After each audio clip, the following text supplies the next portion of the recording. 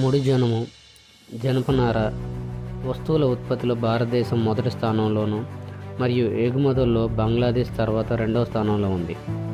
చాలా మిల్లులు పశ్చిమ బెంగాల్లో, ప్రధానంగా హూగ్లీ నది ఒడ్డున సన్నని మేకలలో ఉన్నాయి. మొదటి జనపనార మిల్లు కలకత్తా సమీపంలో 1885లో రిష్రా వద్ద స్థాపించబడింది. 1947లో దేశ విభజన తర్వాత జనపనార మిల్లులు భారతదేశంలోనే ఉన్నాయి. అయితే జనపనార ఉత్పత్తి చేసే ప్రాంతాలలో 3/4 బంగ్లాదేశ్లోకి వెళ్ళాయి. బంగ్లాదేశ్ని ఒకప్పుడు తూర్పు పాకిస్తాన్గా పిలిచేవారు.